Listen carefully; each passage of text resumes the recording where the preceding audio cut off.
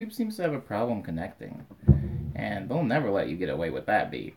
Hello, everybody, and welcome to OmniBoy, his YouTube. Welcome to OmniBoy, his YouTube piano bedroom corner stream. Today I'm going to be playing. Oh no! Sorry, guys. Sorry about that. That's horrible. Let's try that again. Today we're going to be doing OmniBoy's YouTube bedroom piano corner stream. I did a Instagram. I did an Instagram. I did an Instagram, guys. And on my Instagram stream, I was talking about video games. So now I'm going to talk about video games on YouTube because now I'm freaking here. And I'm deleting my Periscope. Periscope's garbage. Guys. What's up, Hero Slurp? Hi. Oh, hi, Unleveled Ghost. How you doing?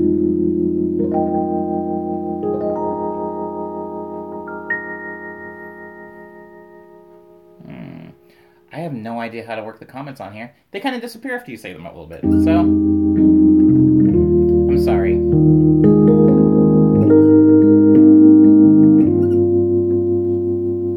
Oh, hi, J-Maniacs. It's so funny. Everybody has a freaking different username on YouTube. So it's hard to keep track.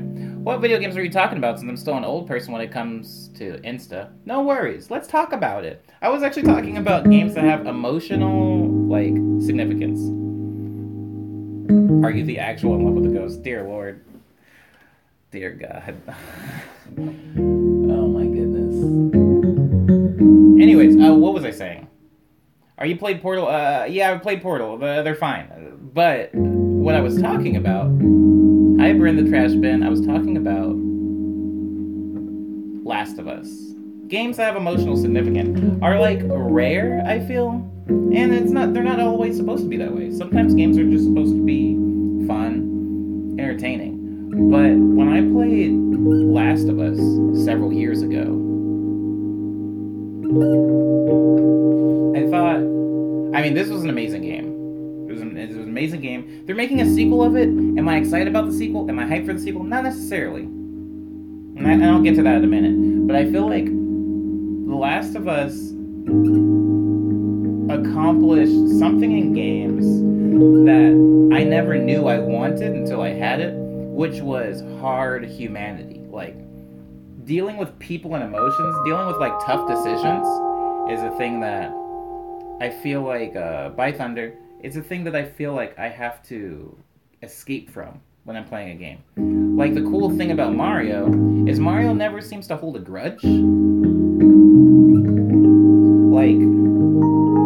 then there's all kind of weird Mario continuity things where I'm I don't know what his relationship to Bowser even is anymore at this point. And so there isn't a lot of humanity there. They're kind of just fun characters. Mario's running around, he's jumping on top of stuff. Could you recommend a portable piano? I could not. Right now I'm talking about video games. The Mario lore is very weird. The Mario lore is extremely weird. I feel like one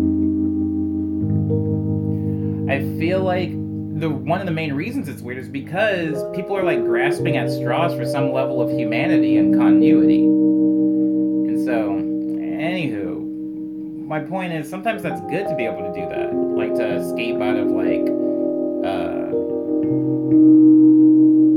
the humanity of life by playing a video game. But then when I played Last of Us, the characters, it's none of the characters are superheroes. There's no really fast, really strong, bulletproof, super virtuous, always good or always bad. There's no evil people necessarily. There's no paragons. I believe that in Love of the Ghost. I believe the whole parallel universe theory for Mario.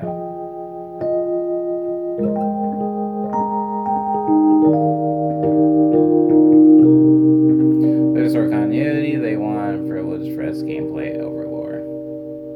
And I get that. No, I totally get that, especially for Nintendo. Nintendo's thing is, I feel like Nintendo's just trying to reach as many people as possible. And I feel like if you're building lore, you're constantly narrowing your audience. Like even Marvel movies being as successful as they are, it's pretty narrow. Speaking of Marvel, somebody's bringing up Black Panther. Black Panther video game soon. Yeah, I'm sure there will be. But my point is, when I played Last of Us, there was a lot of human in it. There was a lot of humanity. There was a lot of, like, again, tough decisions, hard, weird scenarios where I'm like, I don't even know who the good people are, or I don't know who the bad guys are, or I don't know if I'm gonna survive this. I don't know if I'm supposed to survive. Like, it was just really good. And that was a thing that I didn't really necessarily know I wanted in games.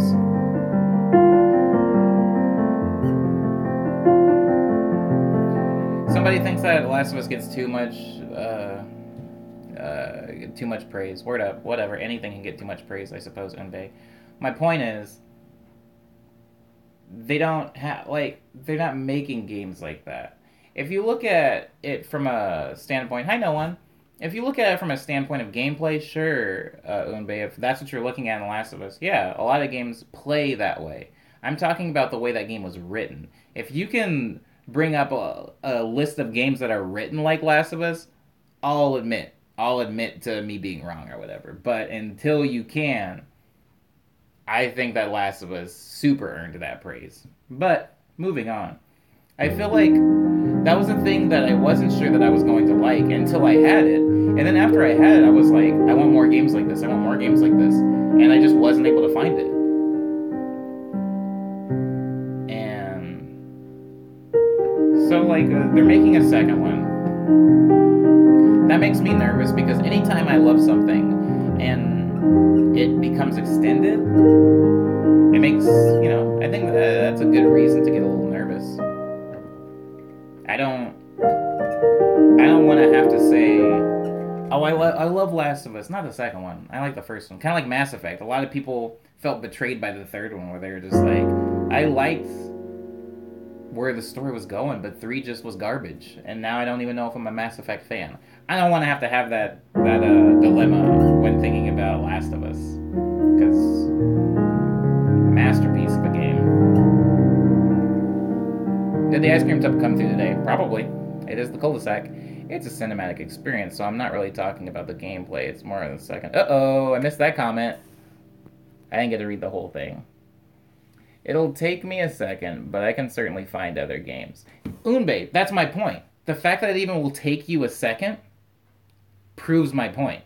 Like, if somebody was like, Call of Duty's out, it would not take me a second to name a bunch of other games that are just Call of Duty games, Like, the fact that it has gotten into a place where we even have to try to conjure up a list of contemporary things to compare it to. That, I feel like, is innovation. Because, like, Forza and Gran Turismo and all these games, like, they're not bad. They're a lot of fun. But we know exactly what they are. We know what we're getting from them when we play them. And that's not very often. It's hard to find games like that. I just saw the movie... Wow. Now we're getting a little off topic, but who cares? We could just make this conversation about anything. I just saw the movie Annihilation. And I loved it. It was very good. But as I got out of that movie, I was like, I don't even know what this movie was. Like, I can't... Like, if somebody was like, what is that movie like? Like, what is it? What can you compare it to? I would have to think for a minute before I could come up with movies that posed similar questions or scenarios.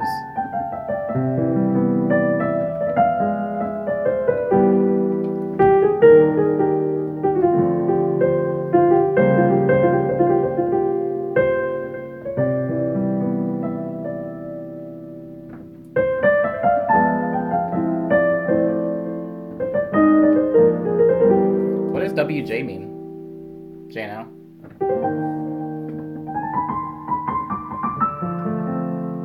Your new EP was amazing. Every track was so awesome. Just want to point to that out. Oh, thanks, no one. Thanks for listening to my EP. If you're in this stream, I released a new EP. It's 10 tracks long this month. I do that with character names walking out of a movie. Like, what was the protagonist's name? Right, Reliever? That, like, okay. What's up, sick rapper, by the way? Like, I know Sam Witwicky's name from Transformers because it's a freaking weird name. But most of the time, I'll walk out of a movie and somebody will be like, okay, can you name like 4 characters from it? Especially if it's an action film, and I'm just like, yo, no, I can't. If they're like, can you name the city it took place in? And I'm like, maybe New York? I don't know. I don't know. Oh, Jan, I'll listen to the EP 100 times. No, you haven't.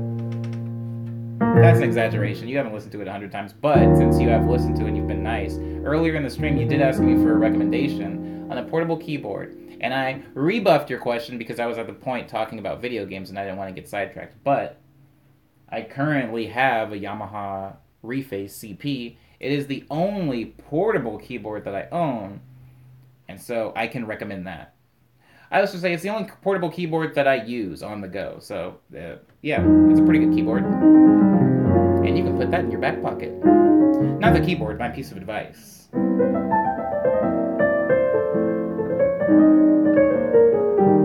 Oh, thanks, High Frequency. That happens, but I don't think it's a bad thing. A good movie, in my opinion, is one where you remember enough to explain it years later. Details excluded, Umbe says. Oh, thanks, in love with the ghost.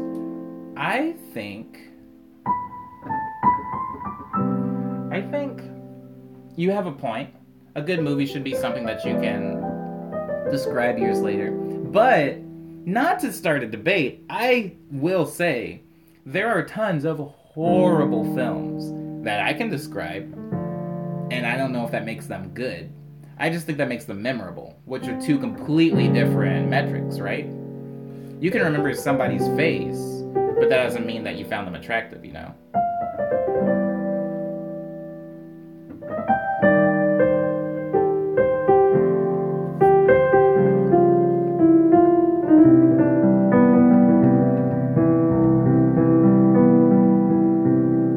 Not real, though. Oh, man.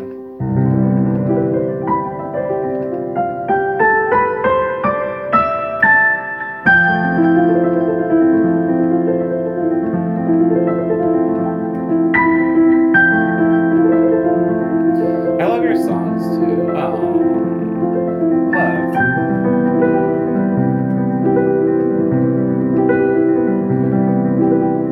Like, movies, books, films, there's so many books. I'll go with books, because you spend so much more time with books, right? Yeah, true. I was like, I won't remember the names of anything.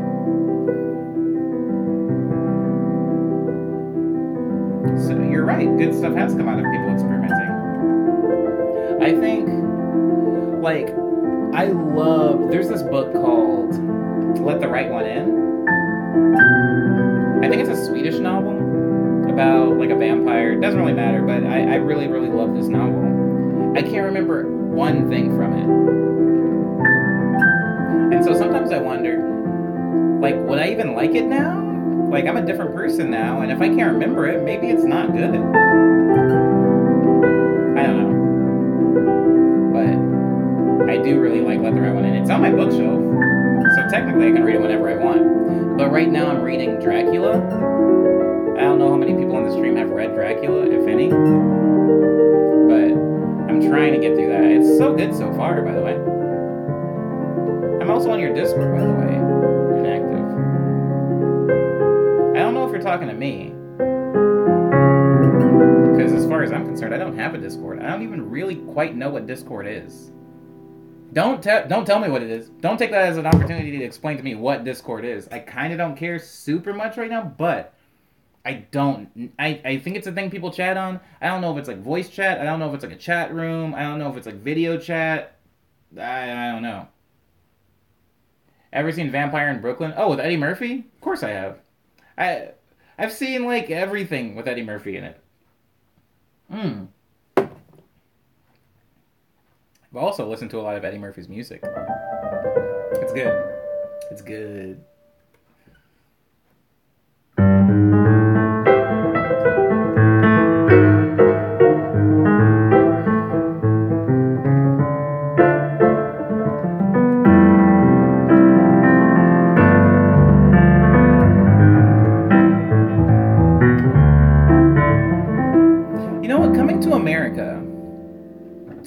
Coming to America is good, but I will say Little Shop of Horror also good.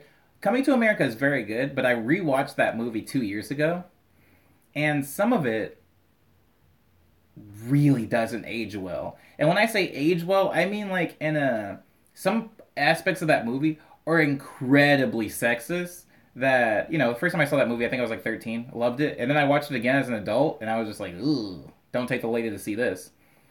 Um, okay, yeah, Rush Hour is amazing. Rush Hour is dope. Trading Spaces also good. Rush Hour is good, and the one of the coolest scenes in Rush Hour is where they go to that restaurant and they're staking out the restaurant, and Chris Tucker goes upstairs alone, kind of gets slapped around a little bit, and then Jackie goes up after him to help him.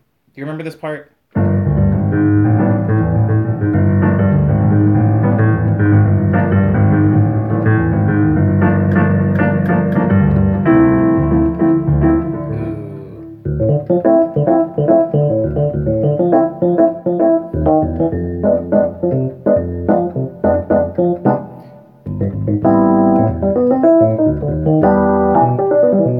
Yeah, so that restaurant is actually not that far from my apartment. That restaurant's like 20 minutes from my apartment. So I haven't eaten there yet, but I have this like because I think it's because I'm like psyching myself out too much. I so badly want to eat at that restaurant. Even on the side of it, it says like as seen on Rush Hour. I just got to go to this restaurant and like relive that fight scene in my head and just be like, this is where Jackie Chan's foot was. The foot of Jackie Chan. I'm a big Jackie Chan fan.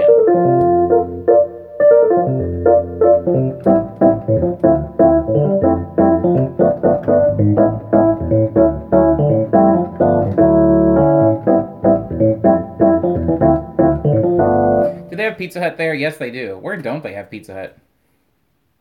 Ever seen his live comedy show, Raw? Again, I have seen everything with Eddie Murphy in it. Everything. We don't need to go more down this line of have you seen this or Coming to America or have you seen Nutty Professor? I've seen Eddie Murphy's catalog. It's in here. It's in this old brain of mine. Have you ever had a fan get an Omniboy inspired tattoo? Absolutely not, Reliever.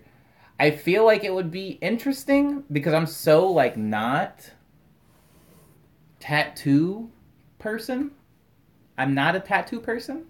So it would be very funny to have somebody get an Omniboy tattoo. Almost like if there was like an Omniboy beer or something. I don't drink, so it would be really funny if there was like an Omniboy brand beer. Okay. Highest frequency love. Clearly a fan of Pizza Hut. Don't know how to break this to you, but I do not like Pizza Hut. I heard that Jackie Chan actually does the editing on his movies. Dang. Jackie Chan's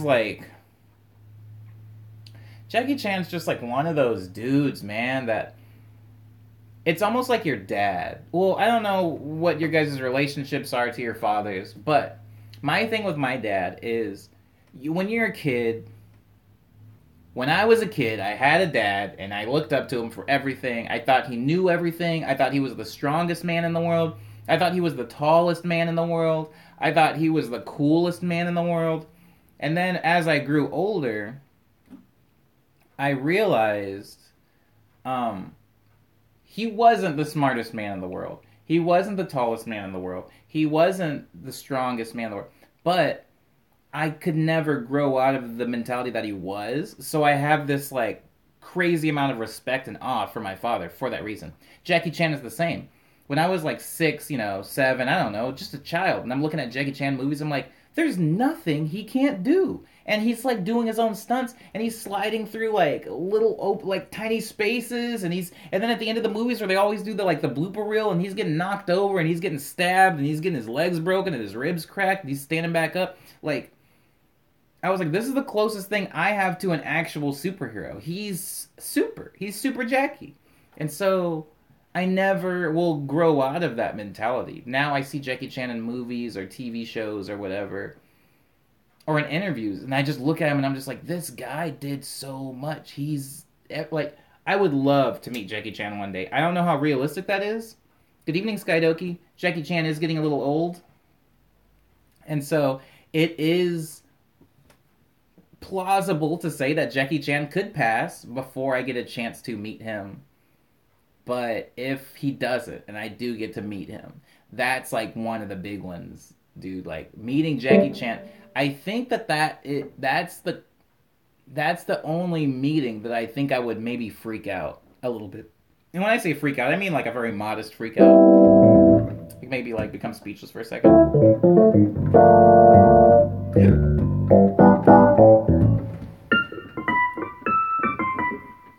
But yeah, I would love to meet that man. He has a movie with Will Smith soon. Word up. Bruce Lee forever. Word up.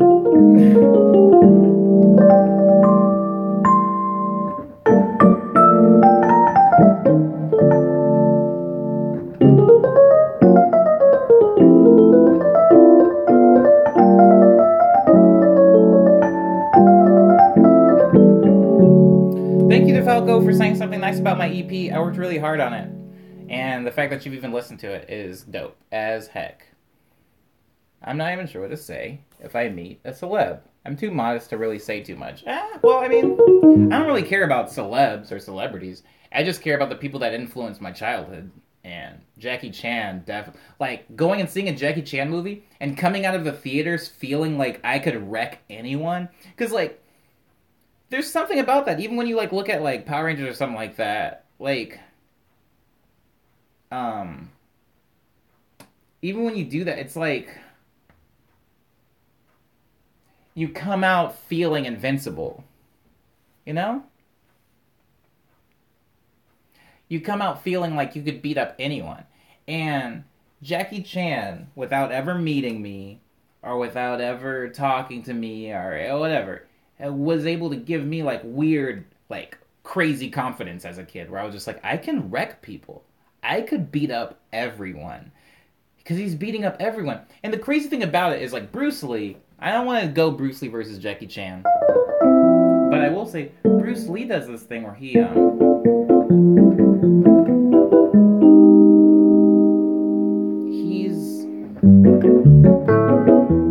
very serious. And to me as a kid, beating up people was not... being in fights... I got in a lot of fights when I was a kid. Okay? So I'll say that, and that's a truth that can be pushed to the side. So I got in a lot of fights as a kid. Fighting is not fun. Unless it's for sport. Fighting for survival, or fighting like bullies, or fighting people that are just overall horrible people, not fun. It's not a thing that you do, and even after you, like, win a fight, you don't feel good. Even after you survive a fight, you don't feel good. You're upset.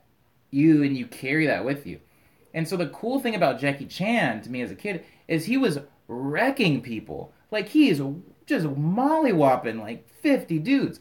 But there was this level of, like, weird, upbeat fun about it. Not like the people getting beaten up were having fun, but it's like he's never stabbing people. He's not necessarily, like, breaking their arms. It's like he's messing with their necktie and somehow tying it around their wrists and then, like, slapping them with a fish. And it's just like, wow, Jackie, you're unstoppable. That's why I liked him as a kid. Because, I mean, like, Bruce Lee was really dope, too. Bruce Lee's dope. There's a statue of him down here in the middle of the square. I go and see it all the time. He's great. We love him. But Jackie, like, made it fun. I was using kind of use this separately. Yeah. Have you seen the video essay on Jackie Chan from Every Frame a Painting? I have not, Brandon. I don't even know what that is. But I'm intrigued.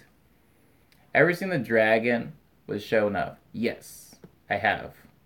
I don't like that. Here's the thing, highest frequency.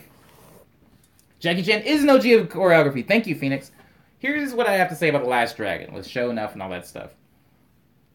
There was this weird thing going on, especially in America, is like where, like, the black community and not even necessarily the Asian community. It was like the Kung Fu community. There was this weird marriage between them where there was a lot of, like, it was like there was a lot of dudes in black communities that had, like, respect for Asian culture, like wearing, like, I don't want to even talk about what they were wearing. And there was a lot of, like, Asian b-boys, so, like, Asian guys that were getting into, like, black culture, and there was this weird, like, crossover there. However, when I look at The Last Dragon, every scene in that movie feels like mildly racist. Hi, Brody. And so, although I liked The Last Dragon as a kid, looking at it now is like not good. I don't like it at all. It feels bad. It doesn't feel good, and like most of the things that are supposed to be funny just feel ill-advised. Did you know that the Pokemon Hitmonchan and Hitmonlee are named after Jackie Chan and Bruce Lee? Yes, I did, Reliever. I sure did. That is Pokemon fan like FAQ, not FAQs. That's like Fun Facts 101. It was the conscious communities of both realizing they had similar views, says Unbei. Possibly. There's some ancient black Asians. Okay. It discusses what makes this fight cool, special, and funny. Word up, Brandon C. I'm actually really curious about that. I don't need to really dig deep into like what was going on between the communities of the black community and the Asian community and why there was a connection there.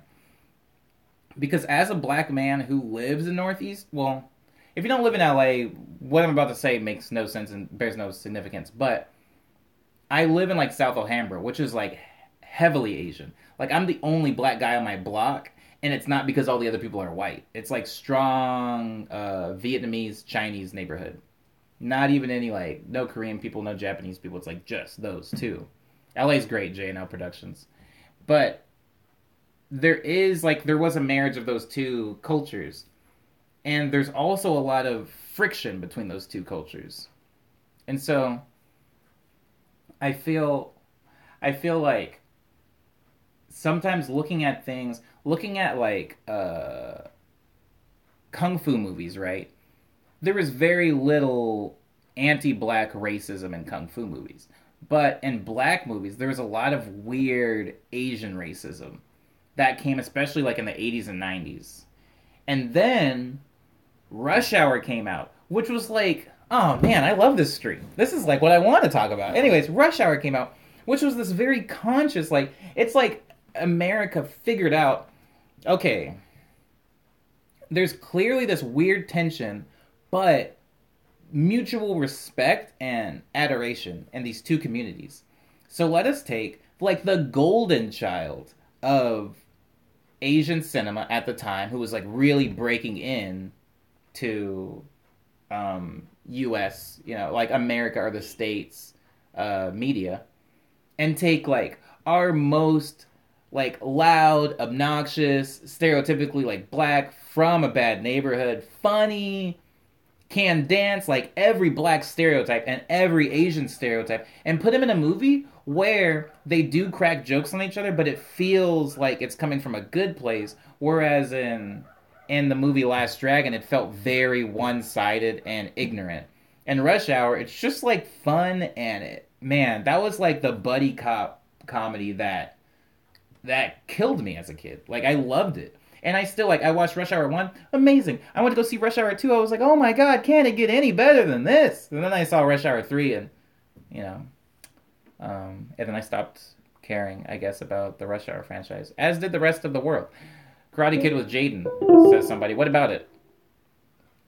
I think humans glow the most when we acknowledge our differences. Word up, Unbei. I think, here's the thing. A step further than that. Sorry I have to be on a hiatus for a while on this. No worries, bro Rose. No worries. I'll welcome you back when you come at the end of March. But acknowledging our differences is important. But celebrating the differences is what's significant. Because I feel like acknowledging the differences can sometimes be scary. Because like everybody wants to, feel like we're all on equal playing field. Some people, especially on the lower on the chain. But I do feel like, in general, okay, Karate Kid was an Asian and black merge that depicted positivity. You're right, but I'm just saying, like, Rush Hour had already done this. Not to say that, like, Karate Kid sucked because of that, but I'm saying the significance with Rush Hour is that it took the tension that was already there and alleviated it. Whereas Karate Kid came years and years and years later after that had already become a thing that we were doing pretty common. And so, yeah, like, that's what was, like, so good about Rush Hour. Rush Hour kind of lost its way, especially towards the third one. The third one I did not enjoy. But, yeah, it's the halo of movies on the matter. Yeah, that is a super weird way to put it, reliever. But yeah, it is the halo of movies in that sense. It's like we got that. We finally were able to break through that weird tension. And so now there's a lot of cool things happening. Like, for example, Black Panther was incredible. Here's the problem. Oh man, I'm gonna end the stream soon because I don't really want to fall down a rant hole or anything. This has been a good stream, but um, oh, word up! Congratulations, Bro Rose.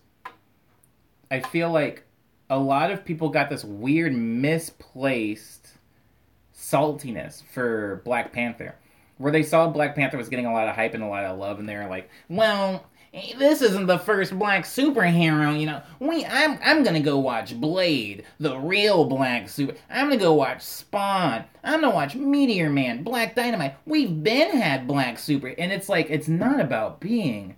Those people completely misread what it was about. Like Black Panther was not about having a black superhero. Of course, we've had black superheroes. We've had tons of black superheroes. We've had Asian superheroes. We've had Hispanic superheroes. It wasn't about necessarily just having a man with a cape and brown skin, as much as it was the entirety of this thing was a black movie. It wasn't just a black superhero. It was like a black cast with a black person doing the soundtrack and a black person doing the directing and like it was just it was a concerted effort. And I want to see, because it depicted black culture in a good way, I want to see these aren't dreads, these are freeform twists, so I don't use a sponge to do them, young Machiavelli, or Machiavelli. But hi, welcome to the stream. Okay, but back to what I was saying, like, I want to see that happen more, you know?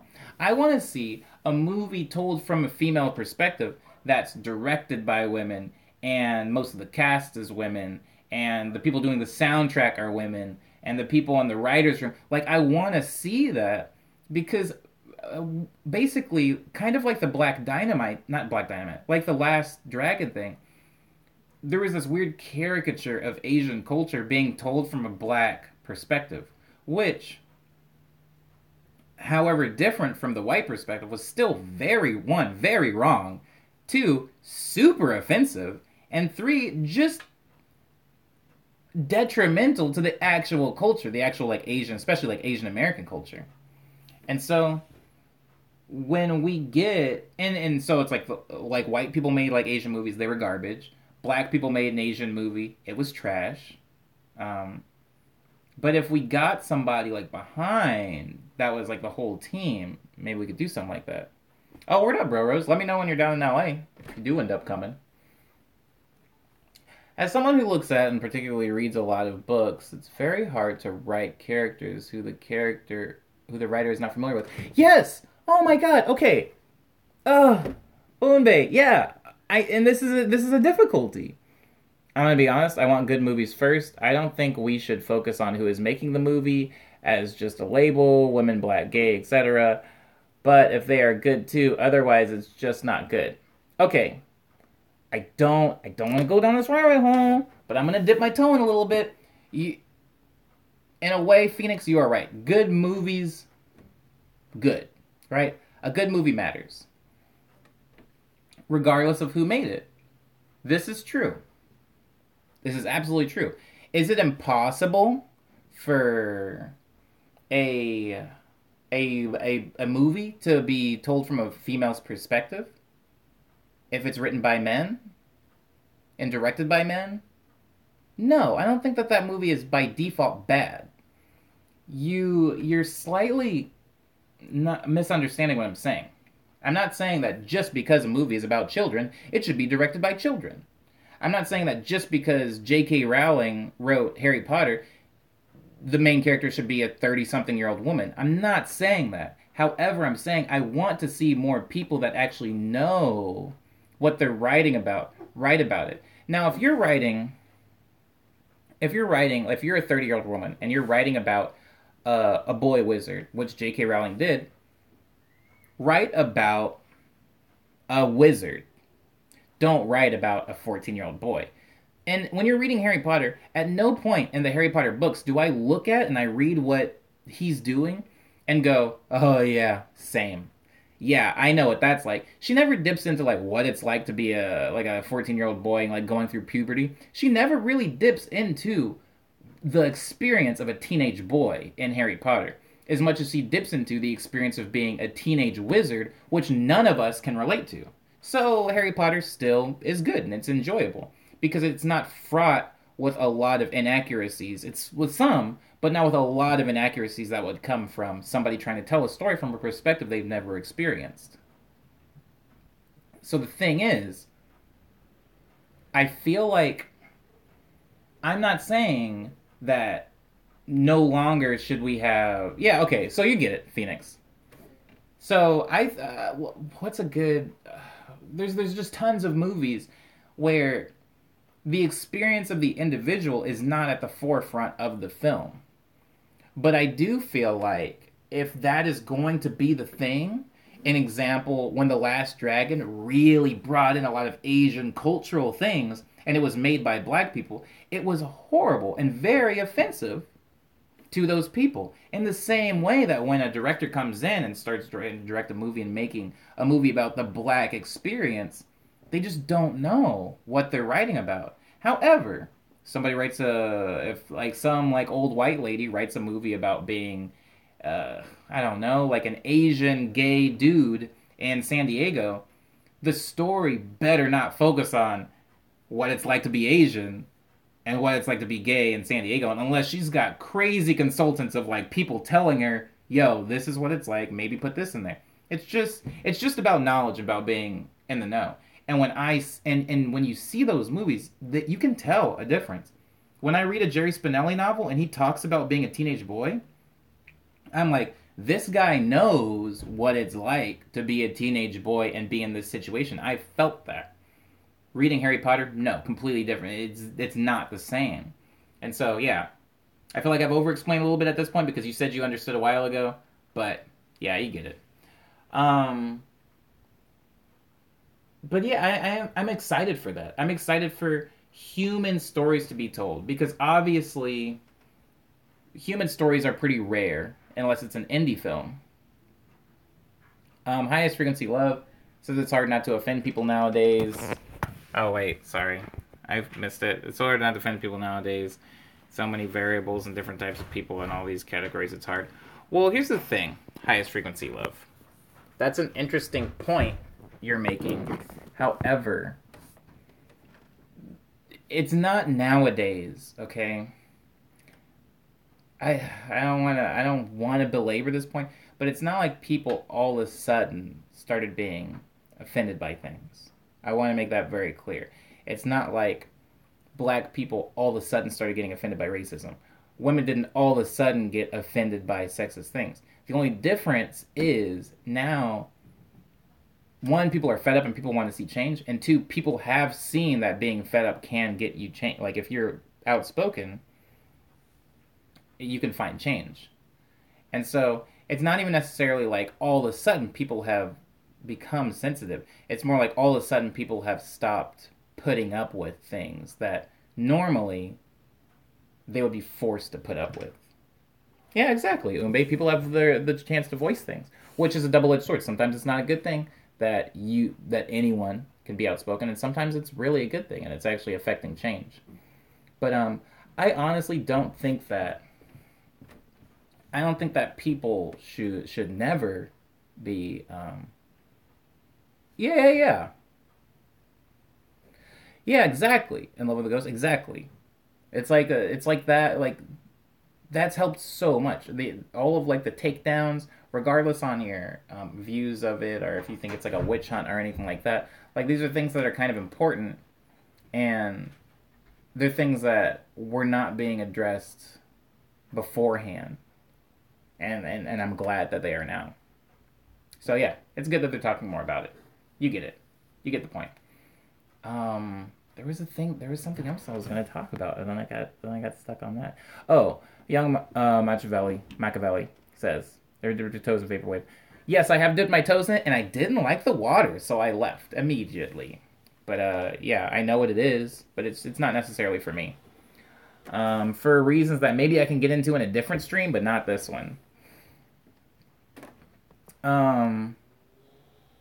Do you follow me on Insta? Just wondering. I don't know, Bro Rose. I don't know who I follow on Instagram. I follow a lot of people, but I do need to end this stream now. Rose getting better, man. DC's the only good movies was Wonder Woman directed by a woman.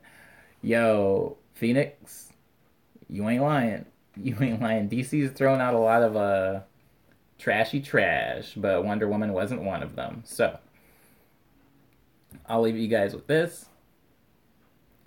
I think that it's important for like art, like for art to be made by somebody that knows the narrative. Narratives are really important, and in any art, whether it's a movie, it's a book, it's a video game or whatever, narrative is super super important. But it's not so important for that a narrative to be relatable as much as it is for it to be accurate. And a lot of accuracy comes from comprehension, like understanding and experience. So yeah, word up. Yeah, J&L Productions, thank you. Also, thanks for allowing me to delete the Periscope because yeah, I think I'm done with that. I think it's finally bitten the dust. Coming up as Naughty Industry is slowly becoming one of my favorite artists. Thanks for the stream, boss. Oh, you're welcome, Moonbay. Good luck with all your audio engineering. Sounds like fun. Social media influences more and more people, collecting similar thinking snowflakes, evolving, like social just Pokemon. That's why everyone is offended by everything, says Zeno. I hope we can all chill together in the next few years. Jesus Christ. What a oof and DJ No Productions. Thanks, Reliever. I want to respond to that, but I'm not going to, Zeno Alex, because this is the end of the stream. So I'll leave you guys with that. When's my next stream? I'm actually going to be doing these streams nightly instead of my Periscope stream. So I'm doing these in the place of the Periscope stream. So probably tomorrow night, honestly. But that is a good sign. I go to the train stations on Sundays, Higher Frequency Love. Those are Sunday streams, so not until the weekend will I be back there. Thanks, Love of Ghost. Thanks for being on the stream. I don't know if you do streams too, but I'll have to come into yours next time you do one. Word up. Let me know when you do one. Thank you, Zeno Alex. Thank you for listening to the new album. Goodbye, Vect. Goodbye, everybody. Abo. Boom, boom.